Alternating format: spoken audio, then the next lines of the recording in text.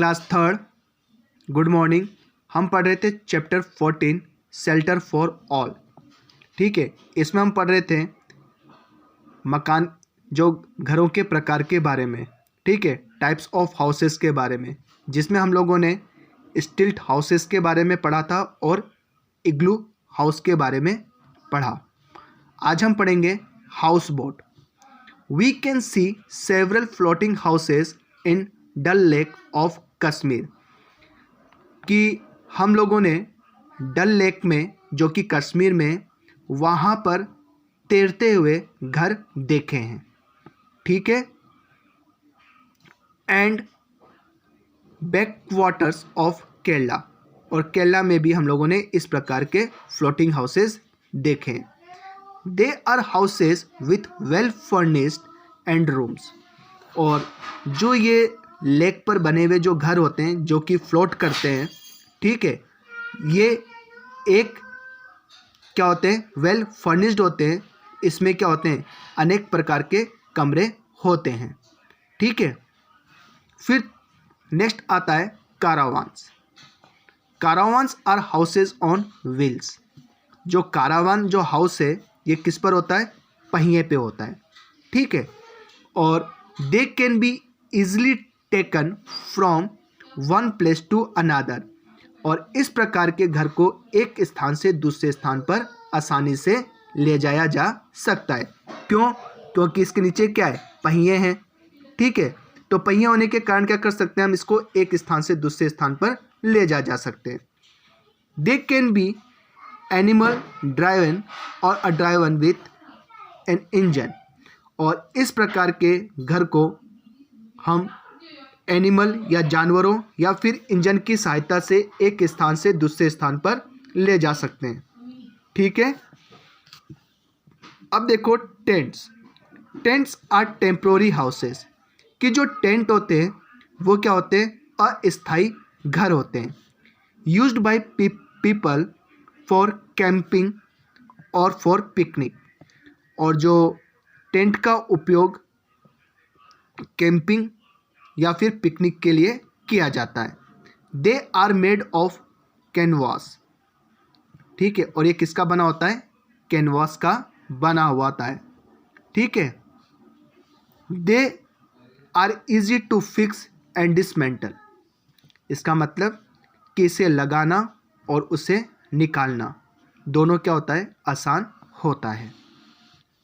Next देखो cleanliness of a house, अर्थात घर की सफाई। A clean house help us to stay healthy. देखो कि जो घर होता है उस घर की हमें क्या करनी पड़ती है, सफाई रखनी पड़ती है। यदि घर में सफाई रहेगी तो हम कैसे रहेंगे, स्वस्थ रहेंगे। ठीक है, हम कम बीमार पड़ेंगे। A dirty house invites several diseases. अगर आपका घर गंदा होगा, सफाई नहीं होगी, तो क्या होंगी, अनेक प्रकार की बीमारियां होगी। Here are some ways for keeping the house neat and tidy. यहाँ पर कुछ तरीके दे रखे हैं जिसके चलते आप अपने घर को साफ सुथरा रख सकते हो। ठीक है, the floor should be swept and mopped regularly.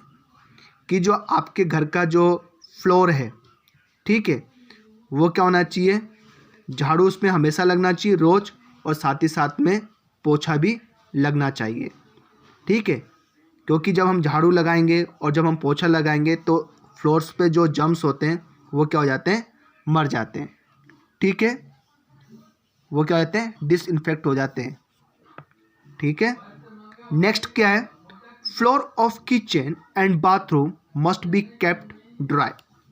कि जो किचन और जो बाथरूम का जो फर्श है, जिसे हम फ्लोर कहते हैं, वो क्या रहना चाहिए, हमेशा सूखा रहना चाहिए।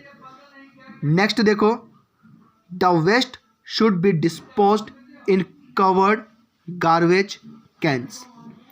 और जो आपका वेस्ट मटेरियल जो आपका घर से निकलता है किचन से, ठीक है,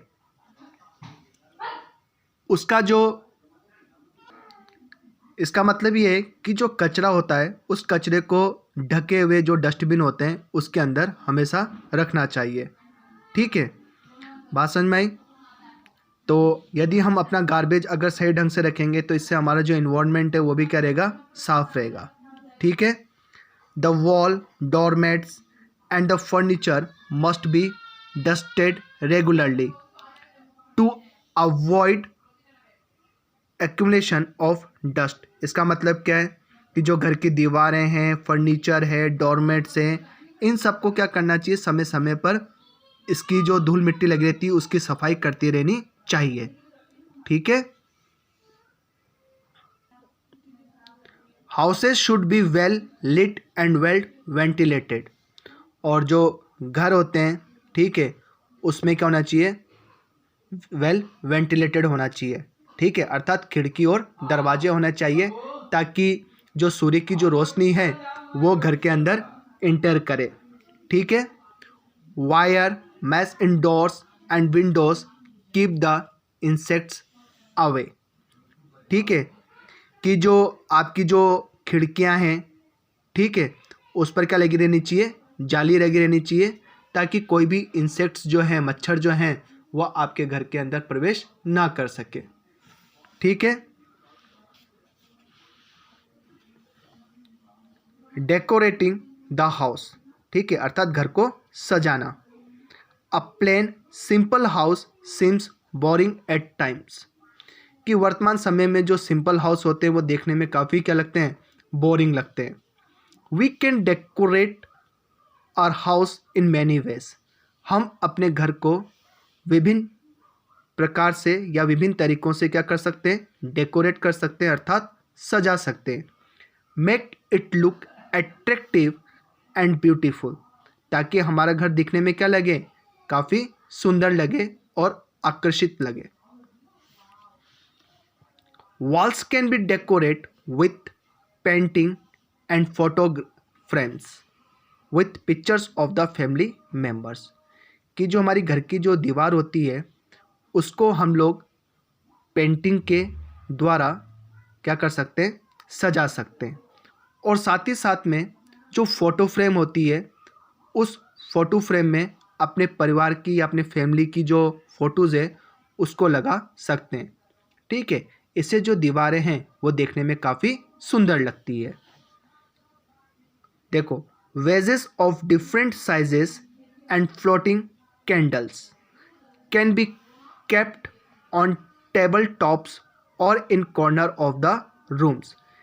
अब देखो, जो फूलदान होते हैं, ठीक है, बड़े से छोटे आकार के सभी प्रकार के, और साथ ही साथ में फ्लोटिंग कैंडल्स अर्थात तैरने वाले जो कैंडल्स होते हैं जो पानी के अंदर तैरते हैं, ठीक है, वो भी हम टेबल के ऊपर रख सकते हैं या फिर कमरे के किसी कोने में रख सकते हैं। ठीक है, इससे भी हमारा घर जो देखने में काफ़ी सुंदर लगता है।